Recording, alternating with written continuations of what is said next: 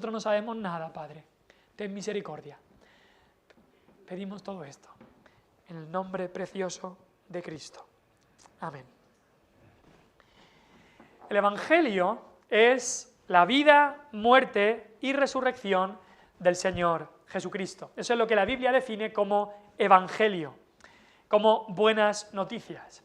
Estamos estudiando el libro de Lucas, uno de los Evangelios. Se llama Evangelio porque nos narran la vida, muerte y resurrección de Jesucristo. Y el versículo del libro de Lucas que diríamos que define más lo que está hablando Lucas, lo que está hablando en cuanto al Evangelio, es Lucas 19:10, que nos dice, porque el Hijo del Hombre vino, Jesucristo vino, a buscar y a salvar lo que se había perdido. Y eso es el Evangelio, que Cristo vino a buscar a pecadores, a buscar a los que nos habíamos perdido. Que Jesús, el Hijo del Hombre, salva a perdidos. Ese es un poco el enfoque de cada una de las predicaciones que estamos teniendo en el libro de Lucas. Ese es el tema de este libro. Ahora, eso es el Evangelio, pero ¿cuál debe ser nuestra respuesta al Evangelio? ¿A qué nos llama a hacer el Evangelio? ¿A qué nos llama el Evangelio? Bueno, algunos han dicho, pues el llamado es simplemente, solamente cree y serás salvo. Solamente cree. Y ese es el mensaje que en muchas iglesias o en muchos lugares, en conferencias y en charlas, se escucha, solamente cree. Bueno, habría que preguntar, cree, vale, pero ¿cree en qué? ¿O en quién? Algunos dirán, bueno, hay que creer en Dios. Pues no, la respuesta no es esa, porque la Biblia nos dice que los demonios creen en Dios y no son salvos. Vemos en el mundo que millones de personas creen en Dios y no son salvos. ¿Cuál es la respuesta? Solamente cree, algunos dirán, en Jesús. ¿Vale? Eso es más bíblico. ¿Pero es ese todo el llamado del Evangelio? ¿Creer en Jesús? Hay un ingrediente crucial, indispensable, que falta en muchos de los mensajes actuales que se escuchan. No sé si alguna vez te has puesto a hacer una receta y te ha faltado un ingrediente. Hay ingredientes que quizá no son tan importantes, pero hay recetas que si no pones este ingrediente, no te sale, imposible que te salga. Pues hay un ingrediente crucial en el llamado del Evangelio. Y ese ingrediente crucial, junto con la fe, es el arrepentimiento. Arrepentimiento. Ahora, el arrepentimiento no está muy de moda en nuestro mundo. Tú vas a la calle y hablas con la gente y hablas de fe y no habrá gran problema. Muchos te dirán, sí, yo tengo fe. Hablas de creer en Dios y genial. La gente cree en Dios, incluso en Jesucristo. Fe en Jesucristo, sí, no hay problema. Muchas personas no tendrán gran problema en eso. Hay canciones incluso que hablan de creer, así en general. Pero tú hablas de arrepentimiento y ya no tendrás buen recibimiento. Cuando en la Reforma Protestante se redescubrió la enseñanza de sola fide en latín, o solamente por la fe, se refiere a una fe que incluye el arrepentimiento. Porque la fe salvadora es inseparable del arrepentimiento verdadero. Son dos caras de la misma moneda, que no las puedes separar. Yo no puedo coger una sierra y partir las dos caras de la moneda. De igual manera no puedes separar la fe del arrepentimiento. ¿Por qué? Porque la fe es acercarse a Dios, confiar en Dios a través de Cristo, pero al mismo tiempo que te acercas a Dios, que confías en Cristo, te estás alejando del pecado. Y eso es arrepentimiento, es un abandono del pecado, pero desgraciadamente es una doctrina olvidada en el día de hoy. Y por eso debemos recuperarla, porque sin ella perdemos el Evangelio, perdemos lo más importante. Ahora, los religiosos del tiempo de Cristo tampoco querían reconocer ni darse cuenta de su pecado. No es algo nuevo que esté ocurriendo ahora mismo, es que también ocurría en el tiempo de Cristo. Cristo a estos religiosos, a estos fariseos de su tiempo, fariseos, sacerdotes, escribas, intérpretes de la ley, etc., ya les había avisado de su hipocresía en el capítulo 11. Había avisado también en el inicio del capítulo 12 que el pecado de ellos iba a ser descubierto. Aunque ahora lo escondieran, un día sería descubierto. Y el capítulo 12 acaba Cristo recriminándoles su hipocresía porque no podían distinguir que Cristo era el Mesías, no podían distinguir el tiempo en el que estaban viviendo. Y en los últimos versículos del capítulo 12, Cristo lo marca bien claro y les dice, el que tiene una deuda debes solucionarla lo antes posible, antes de que sea demasiado tarde, diciéndoles, tenéis una deuda con Dios, más os vale solucionarla antes de que sea demasiado tarde. Y en este pasaje, empezando el capítulo 13, Jesús muestra que si no hay arrepentimiento verdadero, con frutos dignos de arrepentimiento, no importa la clase social que sea uno, no importa incluso el tipo de muerte que pueda tener, todos perecerán. Sin arrepentimiento, todos perecerán. Lo repite Jesús 2 veces. Así que el título del mensaje en esta mañana es: si no te arrepientes, perecerás. Si no te arrepientes, perecerás. Quizás estás aquí en esta mañana y tú dices, bueno, yo tengo fe. Y estás aquí y tú crees en Dios. Nunca en tu vida has dudado de la existencia de Dios. Quizá incluso crees en la Biblia y crees que este libro, desde Génesis hasta Apocalipsis, estos 66 libros son la palabra de Dios. ¿Y crees eso? Muy bien. Quizá crees en Jesucristo, que vino hace 2000 años, que era Dios, el Hijo que vino. Que quizá tú crees que vino a este mundo y vivió una vida perfecta y que murió en la cruz y que resucitó al tercer día. ¿Y crees de verdad eso? Muy bien. Pero no te has arrepentido aún. Quizá no te has arrepentido aún. Quizá tú no consideras que tengas que arrepentirte. Quizá tú dices, bueno, pero es que hay gente más mala que yo. No me tengo que arrepentir, yo no soy un criminal. Amas el pecado. O ciertos pecados. Hay ciertos pecados que no te quieres deshacer de ellos. Ahí están. Y los amas demasiado como para dejarlos y por eso los excusas y no te has arrepentido. Pues el mensaje de hoy, queremos aprender a través de este pasaje que necesitas arrepentirte verdaderamente, porque es la única manera de que tu pecado sea perdonado y de que no perezcas en el infierno. Necesitas arrepentirte verdaderamente, porque es la única manera de que tu pecado sea perdonado y que no perezcas en el infierno. Hay 4 cosas en este texto que podemos ver en esta mañana. En primer lugar, en este texto vemos que se narran unas historias trágicas. En primer lugar, tenemos unas historias trágicas. Si me acompañas al texto de Lucas 13, versículo 1, en ese primer versículo se nos dice que algunos le contaron acerca de los galileos cuya sangre Pilato había mezclado con los sacrificios de ellos. La primera de estas historias trágicas era una masacre que había hecho Pilato. No sabemos mucho más sobre esta masacre que lo que encontramos aquí, pero se nos dice que había unos galileos que estarían adorando a Dios en Jerusalén, estarían ofreciendo sacrificios a Dios en el templo de Jerusalén. No sabemos por qué, no sabemos qué es lo que pasó. Quizá el estar allí habían provocado una revuelta, quizá por simple crueldad de Pilato, pero lo que se nos dice aquí es que los soldados de Pilato fueron y mientras sacrificaban estos sacrificios de animales, los soldados fueron y los mataron a todos. Y los masacraron e incluso mezclaron la sangre de ellos mismos con la sangre de los corderos o de las cabras o de los animales sacrificados. Una aberración, una profanación incluso del templo, una crueldad tremenda la que hizo Pilato aquí. Quizá es por eso que Pilato estaba, nos dice Lucas 23, estaba enemistado con Herodes. Herodes era el que gobernaba en Galilea y estos eran galileos, y Pilato era el que gobernaba en Judea y quizá por eso estaban enemistados. Ahora, le cuentan a Cristo esta historia tan cruel, esta masacre que había ocurrido. Ahora, ¿por qué se lo cuentan? Pues no sabemos exactamente, podríamos imaginar que quizá algunos no querían que Jesús fuera a Jerusalén o quizá algunas otras razones.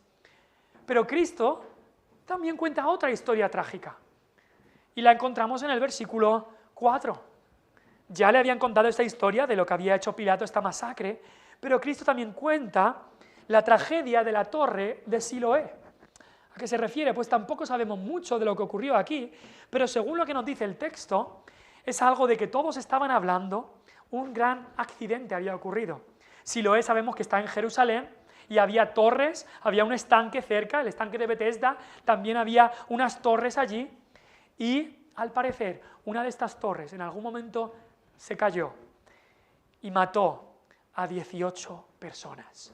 Una tragedia tremenda, 18 personas muertas porque esta torre de alguna manera había cedido, se había derrumbado y se había caído.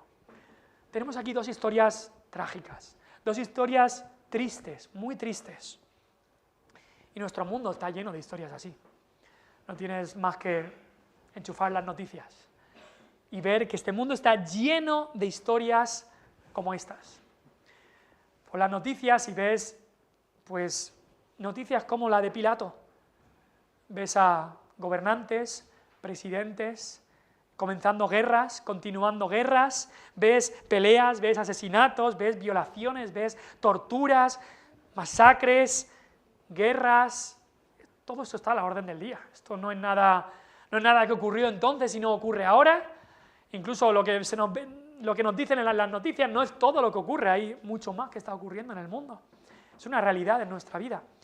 Luego hay también otra serie de historias trágicas que no es tanto por la intervención humana o por guerras o algo así, pero hay también noticias trágicas como accidentes que ocurren, accidentes humanos, desastres naturales que ocurren.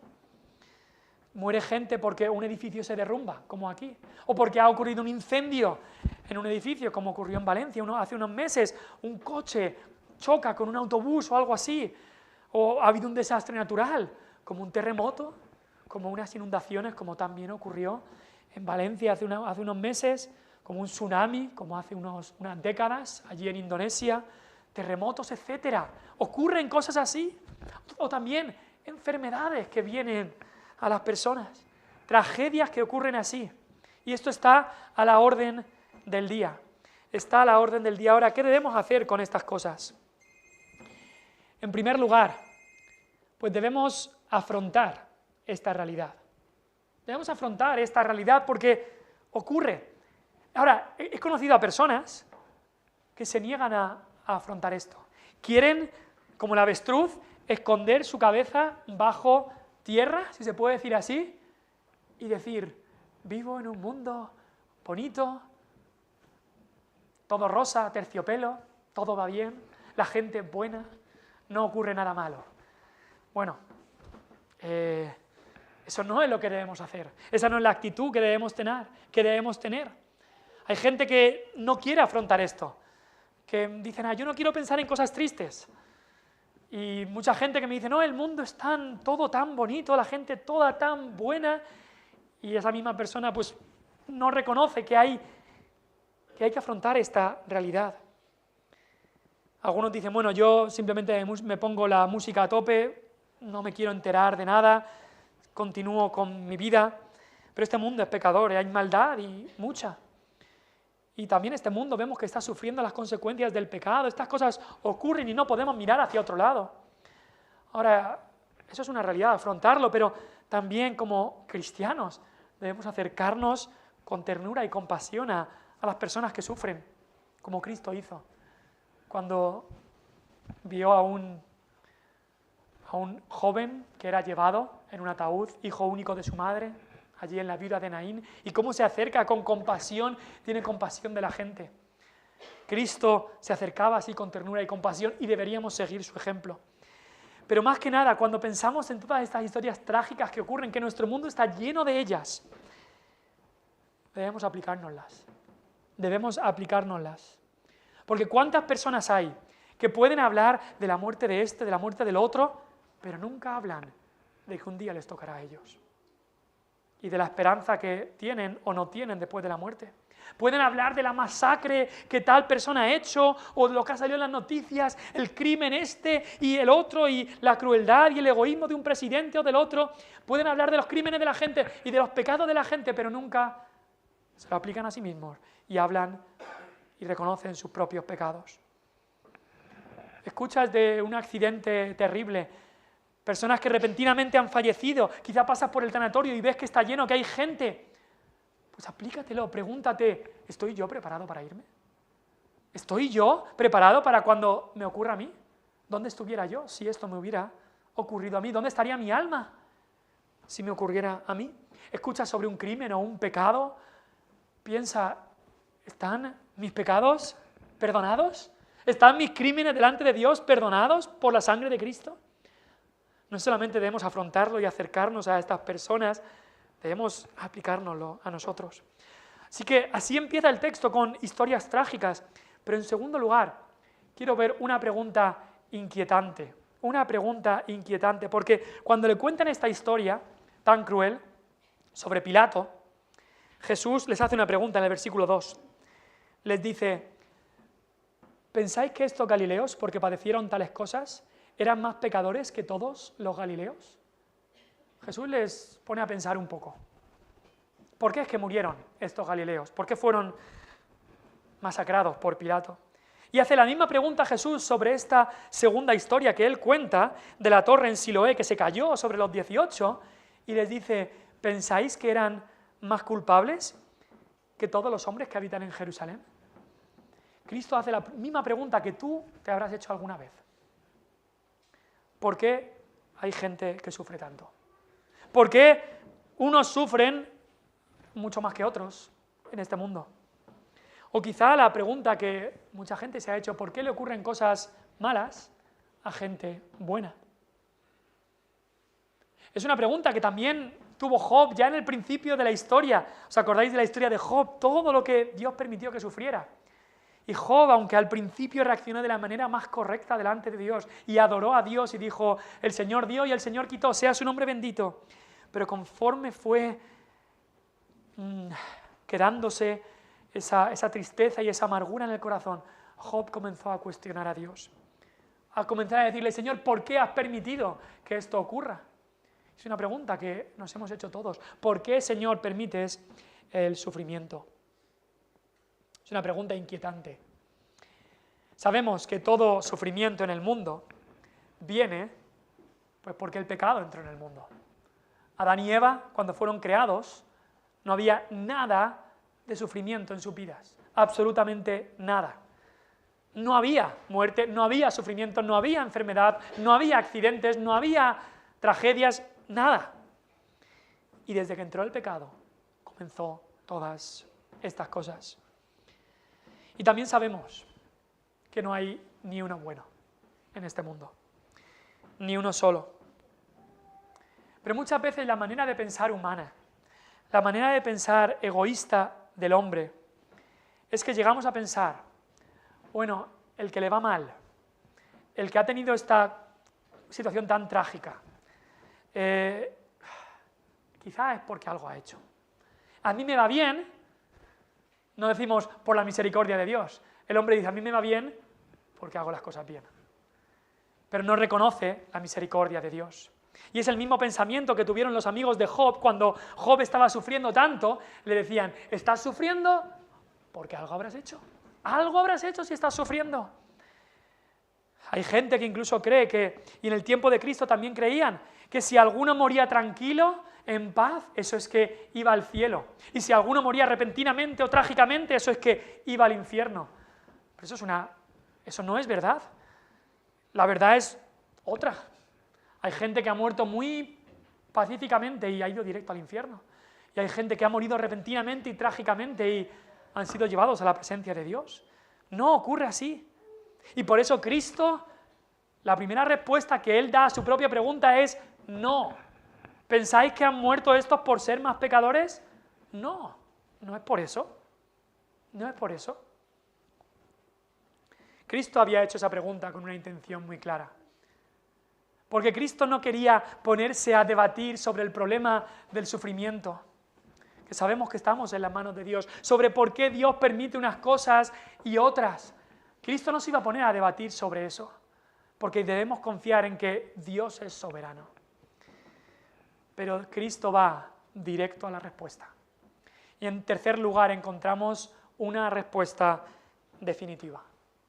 Porque aquí es donde está la solución a todo esto. En tercer lugar encontramos una respuesta definitiva, que es la que da Cristo a la pregunta que Él mismo había hecho para hacer a la gente pensar. Y en el versículo 3 dice, después de haber hecho esta pregunta, dice, no, antes, si no os arrepentís, todos pereceréis igualmente. Y luego en el versículo 5, después de haber hecho la segunda pregunta sobre los de la torre en Siloé, vuelve a decir las mismísimas palabras. No, si no os arrepentís, todos pereceréis igualmente. Cristo utiliza esta historia que le cuentan y contesta esta pregunta de la manera más enfática, más definitiva, más fuerte y vehemente que puede. y encima lo repite 2 veces. Jesús no se anda con rodeos. Jesús, como diríamos, va a la yugular espiritual del oyente. Cristo va al punto más importante. Cuando le cuentan esta historia trágica, mira lo que ha ocurrido, mira lo que salió en las noticias, mira esto, mira esto.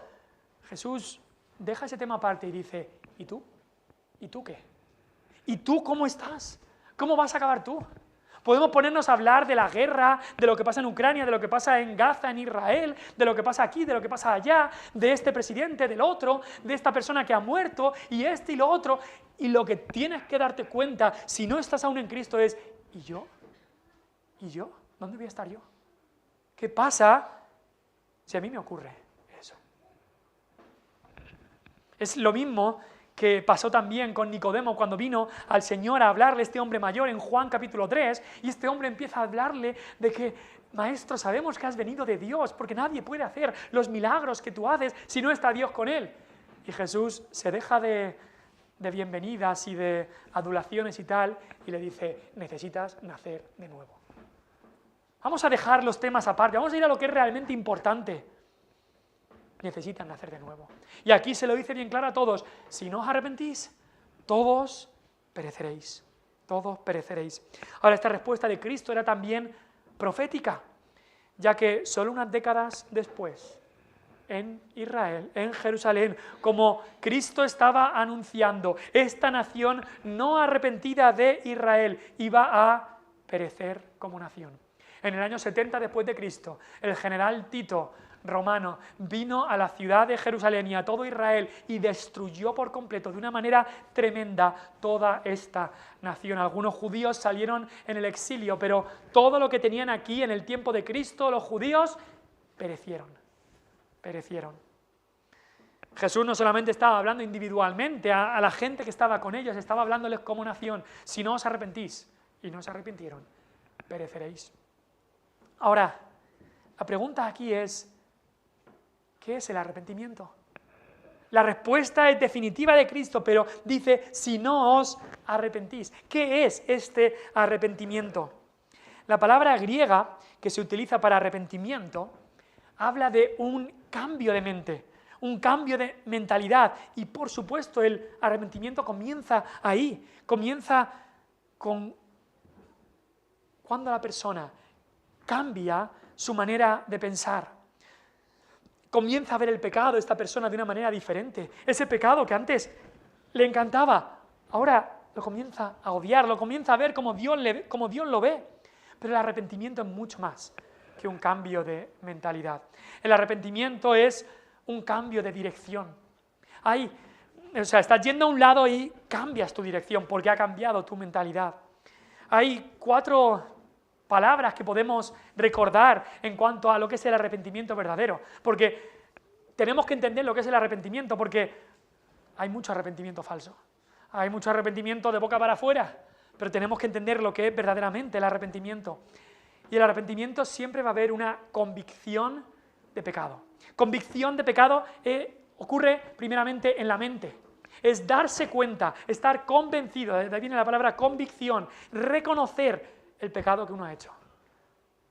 Como dijo David en el Salmo 51 que hemos leído, Señor, yo reconozco mis rebeliones, mi pecado está siempre delante de mí, no lo excuso, no digo, no fue un pecado, no, lo reconozco, estoy convencido de que he pecado, Señor, delante de ti. Pero no solamente es convencimiento en la mente, hay también, baja de la mente al corazón, y hay lo que se llama una contrición en el corazón, una palabra que quizá no utilizamos, pero significa dolor fuerte en el corazón, quizá no dolor físico, pero dolor espiritual, emocional en el corazón, no solamente porque te han pillado en el pecado, no por las consecuencias del pecado, que voy a perder esto, que voy a perder lo otro, no, sino dolor por el pecado en sí, por el pecado en sí. El arrepentimiento debe incluir contrición, dolor, angustia en el corazón, decir, como decía aquellos en el Antiguo y en el Nuevo Testamento, ¡ay de mí, Señor! ¡Ay de mí!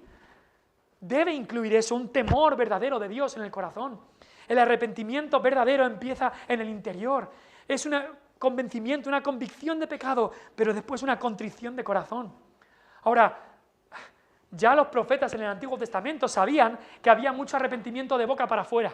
Había mucha gente que se rasgaba las ropas. ¡Ay, qué arrepentido estoy! Golpes en el pecho. ¡Ay, cuánto mal he hecho! ¡Qué arrepentido está! Y la gente se rasgaba las ropas. Pero en el libro de Joel 2, Joel les dice, rasgad vuestro corazón y no vuestros vestidos.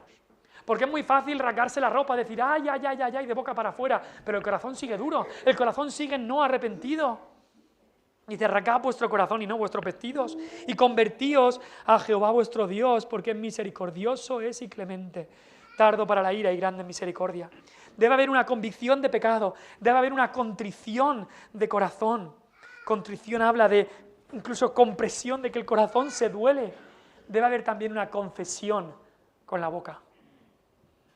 La confesión, por supuesto, a Dios, de nuestro pecado, porque nuestro pecado es primeramente en contra de Él. No confesión como habla la Iglesia Católica de confesión al cura, eso no aparece en la palabra de Dios, va en contra de la palabra de Dios, sino confesión a Dios. Si confesamos nuestros pecados, Dios es fiel y justo para perdonar nuestros pecados y limpiarnos de toda maldad. Es clamar por misericordia, es venir delante de Dios y decir como aquel publicano que vino al templo y dijo, sé propicio a mí, pecador, ten misericordia de mí, Señor, que soy pecador, confieso mi pecado. Ahora también, si hemos ofendido a otras personas, habrá que arreglar las cuentas con esa persona, pedir perdón a la otra persona. Pero debe haber una confesión a Dios de nuestro pecado. Y luego hemos visto convicción de pecado en la mente, contrición de pecado por el pecado en el corazón, confesión del pecado en la boca. Y después debe haber una conversión del pecado. Con nuestras manos, con nuestra vida, con nuestros actos, es dejar el pecado, es dar media vuelta, es dar marcha atrás, es salir corriendo, es salir huyendo como hizo José, es decir, no voy a estar allí, no voy a continuar. Por eso, cuando algunos teólogos en los siglos pasados definieron el arrepentimiento, dijeron que el arrepentimiento es una gracia salvadora, por la cual el pecador, teniendo un verdadero sentimiento de sus pecados, conociendo la misericordia de Dios en Cristo, con dolor y odio de sus pecados, se convierte, se aparta de ellos a Dios, con plena determinación de alcanzar una nueva obediencia. Y esto no solamente ocurre una vez cuando conocí a Cristo, ya me arrepentí. Sí, es verdad, es la primera vez que te arrepentiste y es un arrepentimiento salvador ese, pero la vida del cristiano ya comienza una vida de continuo arrepentimiento.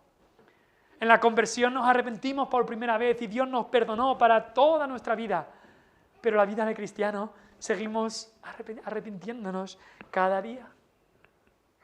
Ahora quizá tu pregunta es muy bonito esto del arrepentimiento, pero esto no es para todos. Esto será para los que, de verdad, para los que están en la cárcel. Esos necesitan arrepentirse. Para el marido que le hizo la vida imposible a su mujer, ese necesita arrepentirse. O para los presidentes y gobernantes que están empezando guerras, ellos necesitan arrepentirse. Pues Cristo lo dice aquí bien claro. ¿Quién necesita arrepentirse? Dice el versículo 3, si no os arrepentís, todos pereceréis. Todos son los que necesitan arrepentirse. Todos. Todo ser humano necesita arrepentimiento. Romanos 3:23 nos dice que todos han pecado. Y si todos han pecado, todos necesitan arrepentirse. Cuando Cristo decía en Lucas 5, versículo 32, que no he venido a llamar a justos, sino a pecadores al arrepentimiento, no se refería a que hubiera gente justa y buena que no necesitaba arrepentimiento. Lo que se refería es que había gente que no creía que necesitaba arrepentimiento. Gente que se creía justa. Pero no hay ninguno justo. Todos necesitamos arrepentirnos. Por eso el principal y el primer mensaje de Cristo en su ministerio lo vemos en Marcos 1. Cuando Cristo empieza su ministerio, ¿cuál es el primer mensaje que da? Dice, el reino de Dios se ha acercado, arrepentíos y creed en el Evangelio. Por eso cuando Pedro ha predicado a Cristo crucificado allí en el día de Pentecostés y la gente le dice, ¿qué tenemos que hacer? ¿Qué haremos? Cuando se contriñen de corazón, cuando hay esa contrición de corazón de la gente y dicen, ¿qué haremos? Pedro dice, arrepentíos, arrepentíos. Todos, toda persona, ricos y pobres, pecadores inmorales y con vidas horribles, y pecadores más morales y quizá con vidas religiosas. Mujeres y hombres, ancianos y niños, todos necesitan arrepentirse. Hemos visto qué es el arrepentimiento y quién necesita arrepentirse, pero ¿qué ocurre si no hay arrepentimiento? Lo dice Cristo claramente 2 veces: si no os arrepentís, todos pereceréis igualmente. Y esa es la realidad con la que te tienes que quedar. Y esto no habla solo de morir físicamente, está hablando de una muerte espiritual y eterna. Lo que está diciendo es que sin arrepentimiento una persona no es apta para el cielo. Sin arrepentimiento perecerás en el infierno. Sin arrepentimiento no irás al cielo. Métete esto en la cabeza. Una persona no es apta para el cielo sin arrepentimiento. No podría ser feliz en el cielo con un corazón que ama el pecado. Piénsalo. En el cielo no hay nada de esas cosas que te encantan. ¿No podrías ser feliz allí? ¿No te gustaría estar en la compañía de los ángeles santos y de hombres y mujeres santas que aborrecen el pecado? Si no te has arrepentido, tu mente no estaría con ellos. No, sin arrepentimiento perecerás. No irás al cielo. Nunca ha habido nadie lavado por la sangre de Cristo que no haya sentido dolor, lamento, odio por sus propios pecados. No hay perdón de pecados sin arrepentimiento. No hay ninguna persona en el cielo, ni nunca lo habrá, que no se haya arrepentido. Y por eso ese es el llamado del Evangelio.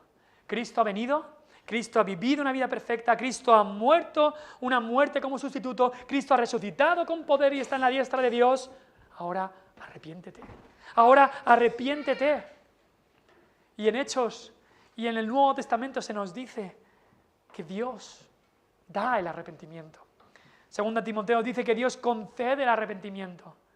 Pero no tienes que pensar, pues a ver si Dios me lo concede. No, Dios te lo llama a hacer a ti, porque tú debes y Dios te manda que te arrepientas.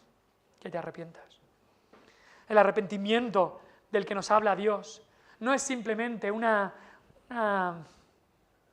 tristeza, simplemente para escaparme de las consecuencias. No es tampoco una desesperación que nos deje desesperados. No, como los corintios cuando se arrepintieron. Dice que la tristeza del mundo produce muerte, pero la tristeza del arrepentimiento, que es según Dios, produce salvación, salvación verdadera. Es lo que les pasó a la gente cuando Pedro predicó en Pentecostés.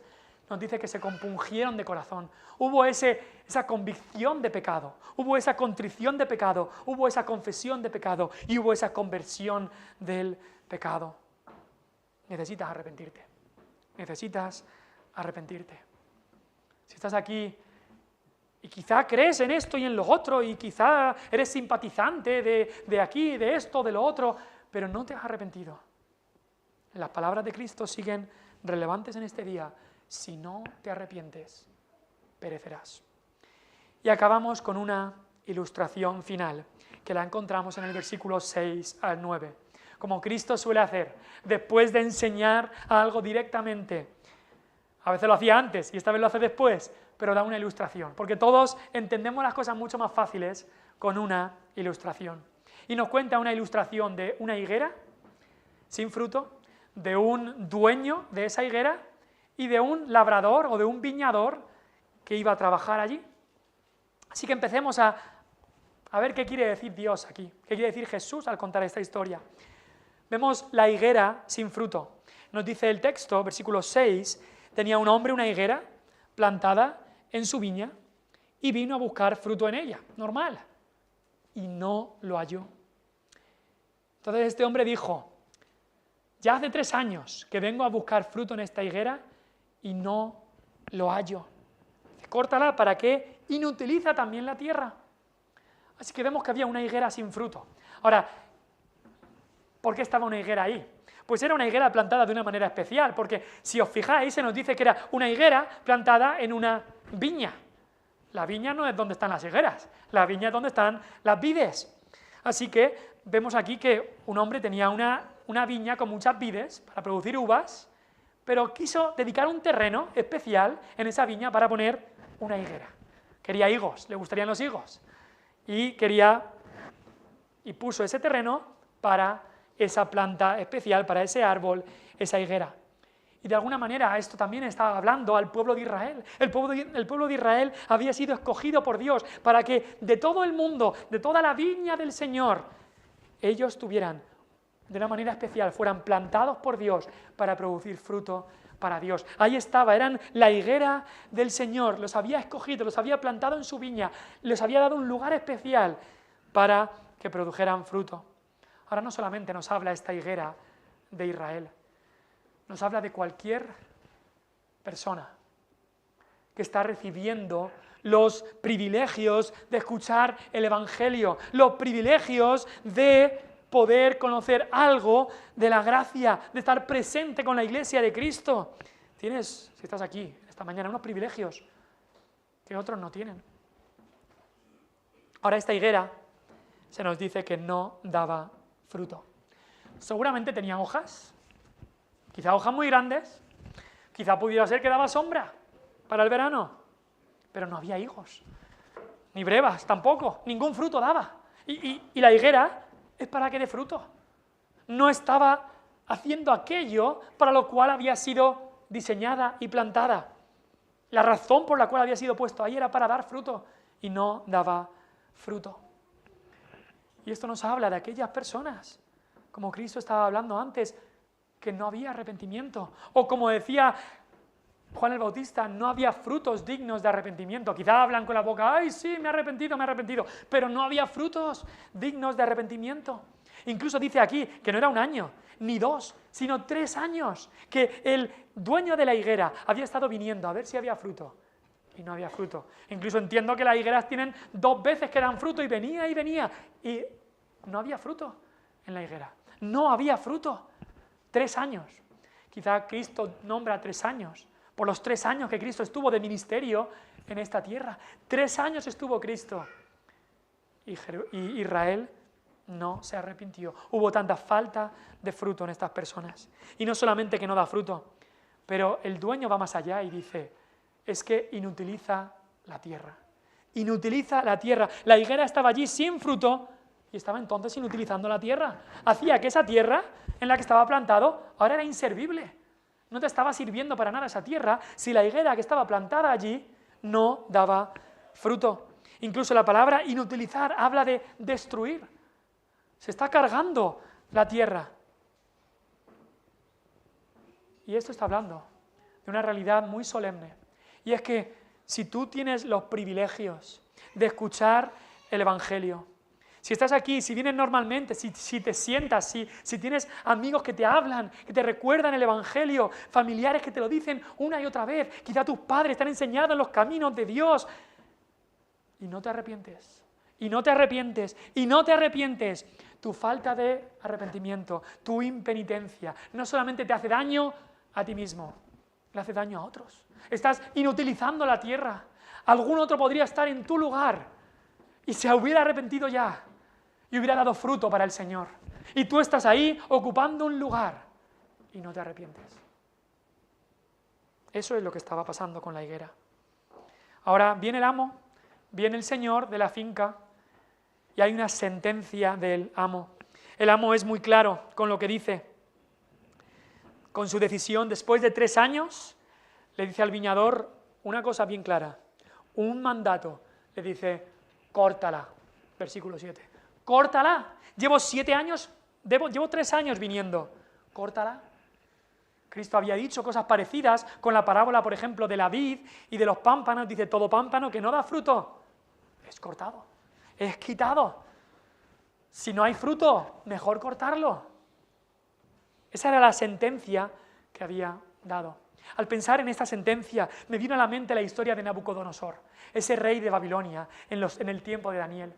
Quizá os acordáis de cómo en capítulo 1, 2 y 3 de Daniel, Nabucodonosor tiene muchas oportunidades, incluso también 3 oportunidades de arrepentirse, de conocer al Señor de toda la tierra.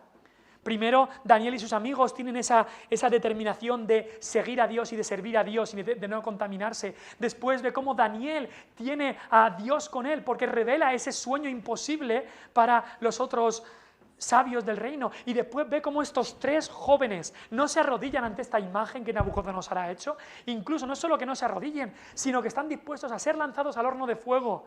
E incluso en el horno de fuego aparece un ser divino con ellos y después salen del horno de fuego y no están quemados. Y Nabucodonosor ve todo eso y no se arrepiente, y no se arrepiente, y no se arrepiente. Y en el capítulo 4 del libro de Daniel, Dios le trae un sueño a Nabucodonosor que es exactamente igual que esta historia de la higuera. Y dice Dios, cortad el árbol. Nabucodonosor era como este árbol y dice, tú eres un árbol muy grande. Pero dice, la sentencia del Altísimo ha llegado, cortarlo, cortarlo. Juan el Bautista había predicado antes también lo mismo. En Lucas 3, versículo 8, Juan el Bautista dijo, haced pues frutos dignos de arrepentimiento. No comencéis a decir dentro de vosotros mismos, ay, si yo tengo a Abraham por padre, dice Juan el Bautista, os digo que Dios puede levantar hijos a Abraham aún de estas piedras. Y dice esto, y escucha bien esto, dice Juan el Bautista, ya también el hacha está puesta a la raíz de los árboles. El hacha está puesta a la raíz de los árboles. Puedes imaginarte a un leñador con el hacha y la pone ya a donde va a empezar a cortar. Y esto es lo que Juan el Bautista está diciendo. Cada persona que está sin Cristo, cada persona que está aquí, que no te has arrepentido aún, tienes el hacha del juicio de Dios puesta a la raíz de tu vida. Si no te arrepientes de tu pecado, si no vienes a Cristo abandonando tu pecado, Dios te asegura en su palabra que el árbol será cortado, talado, perecerás. Quizá dice, bueno, pero Dios es misericordioso, yo también he sido misericordioso algunas veces, así que estoy seguro que cuando un día vaya ahí a la presencia de Dios, aunque no me haya arrepentido, pero Dios es misericordioso. Así que seguramente Dios dirá, bueno, vale, te dejo pasar, bueno, vale, no te juzgo. No va a ocurrir eso. Nos dice Santiago, dice, Dios hará juicio sin misericordia con aquellos que no hicieron misericordia, con aquellos que despreciaron la misericordia de Dios en esta vida. Dios hará juicio sin misericordia. Si has despreciado la misericordia de Dios en esta vida y no te has arrepentido de tu pecado, no esperes que en la otra vida Dios tenga misericordia de ti. Así que la sentencia del amo era clara. Pero al final de este texto vemos la intercesión del viñador. Dice entonces, respondiendo, versículo 8, le dijo, Señor, dice esto el viñador, el trabajador que estaba ahí, Señor, déjala todavía este año, hasta que yo cabe alrededor de ella y la abone. Y si diere fruto bien, y si no, la cortarás después. Vemos aquí a alguien que intercede, vemos la intercesión del viñador y por supuesto en nuestro mayor intercesor, el que intercede por todos aquellos que un día creerán en Él, es Cristo. Él es el intercesor, Él es el mediador, el que está entre Dios y los hombres y Él está intercediendo ahora mismo. Nos dice la Biblia que vive para siempre para interceder por su pueblo. Cristo es el primer, el mayor, el intercesor con mayúscula. Pero aquellos que son sus hijos, si estás aquí y conoces a Cristo como Salvador, si has sido salvado y perdonado de tus pecados, si sigues a Cristo de corazón, Él te pone también como intercesor.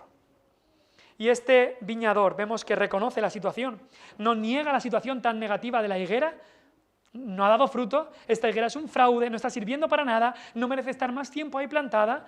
A este viñador no se le ocurre contradecir al dueño. No se pone simplemente a hablar de esto o de lo otro. No, el viñador sabe la necesidad de que esta viña dé fruto. Así el cristiano verdadero sabe y reconoce la situación desesperada de aquellos que están sin Cristo. No los ve como, bueno, no. Los vemos como personas en un gran peligro de muerte, como estábamos nosotros antes de venir a Cristo. Reconoce la situación. Pero lo que más me gusta de este viñador, que es un ejemplo de cómo deberíamos de vivir los cristianos, este viñador pide más tiempo. Estas palabras son preciosas. Señor, déjala todavía este año. Señor, déjala todavía este año. El cristiano intercede al Señor por las almas que le rodean. Hay almas a nuestro alrededor que están sin fruto, de camino a perecer. Y el cristiano ora al Señor y dice, Señor, déjala todavía este año. Señor, dale un año más. Señor, dale un año más. Y como cristianos debemos interceder, orar y clamar a Dios por ellas. Nuestra iglesia reconoce esta situación. Por eso los miércoles nos reunimos aquí para orar. Y estamos orando por las almas de los que no conocen a Cristo. Si tú estás aquí y no conoces a Cristo, oramos por ti. Si tú estás siguiendo no arrepentido, ¿sabes que quizá Dios te ha alargado la vida porque ha habido un cristiano que ha dicho esto por ti? Quizá ha habido un cristiano que diga, Señor, déjala todavía este año, y por eso Dios te está alargando la vida para que tengas más oportunidades de arrepentirte. Oramos y decimos, Señor, dale más tiempo. Señor, déjales todavía este año. Señor, en la ira que merecemos todo y que estas personas sin arrepentimiento merecen. Señor, en la ira, acuérdate de la misericordia. Y esto nos hace ver que necesitamos orar más por las almas, clamar más al Señor. Señor, pedir misericordia al Señor. Señor, dale un año más. Dale un año más a mi familiar, a mi amigo, a mi vecino que tanto ha escuchado y no se ha arrepentido. Nuestro país entero. Si piensas en nuestro país de España, 50 años con libertad para predicar el Evangelio en España. Y el Evangelio ha sido predicado libremente en muchos lugares de España. Y nuestro país no se ha arrepentido en gran manera. Y como cristianos pedimos, Señor, déjala todavía un año más. Deja esta nación un año más. Señor, ten misericordia todavía este año. Todavía este año. Pero el labrador no solamente hace eso. El labrador o viñador también resuelve trabajar en esta viña. Y dice, en esta higuera, perdón. Y dice, déjala. Déjala, dice el viñador, hasta que yo cabe alrededor de ella y la abone. No, por supuesto que ora, por supuesto que intercede, por supuesto que clama, pero también trabaja y dice, voy a trabajar en la viña, voy a trabajar en esta higuera, voy a cavar alrededor, es decir, a coger la azada, a romper toda esa tierra dura que está aquí, para que el agua pueda entrar, para que de verdad pueda mejorar, y comienza a romper y a cavar alrededor. Y como dice un comentarista, ¿cómo aplicamos eso espiritualmente? Pues cavar espiritualmente es predicar la ley de Dios que nos deja sin excusa. Es romper el terreno de esa autojusticia de la gente que dice, yo puedo, yo soy bueno, pues la ley nos muestra que no. Y cavamos alrededor y mostramos que no, que la ley de Dios nos condena, que no podemos ser justos por nosotros mismos. Pero luego también echamos el abono del Evangelio de la gracia. No solamente predicamos la ley que nos hace ver nuestro pecado, sino la gracia que nos hace ver la solución a nuestro pecado. Echamos el producto que puede hacer fructificar, y es predicar la gracia de Dios en Cristo, las buenas noticias del Evangelio de la misericordia de Dios, que en Cristo hay salvación, que Cristo puso su vida por nosotros. Y este viñador, este labrador dice, voy a trabajar.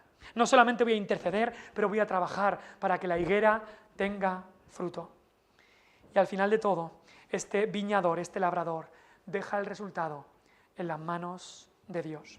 Versículo 9 dice, si diere fruto, bien, bien si diere fruto, claro que bien. Como cristianos nos alegramos tanto cuando hay un alma que se arrepiente de sus pecados y cree en Cristo. Es el mayor gozo que tenemos como cristianos, saltamos de alegría, hacemos una fiesta porque un pecador se ha arrepentido. Bien si diere fruto. Como el cielo se alegra, así también la iglesia se alegra. Pero ¿y si no da fruto? ¿Y si no da fruto? Lo dice claramente el labrador. Y si no, la cortarás después. Si después de todo esto, de interceder delante del Señor, de pedir más tiempo, de trabajar, de demostrarle cómo el pecado le condena, demostrar cómo la gracia de Dios le salva, si después de todo esto no da fruto, la higuera, dice, córtala. La cortas después.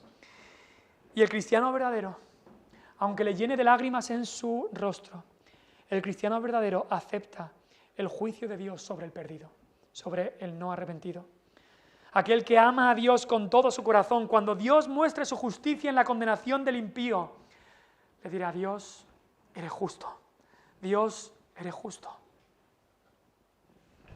Si estás aquí y no te has arrepentido de tus pecados.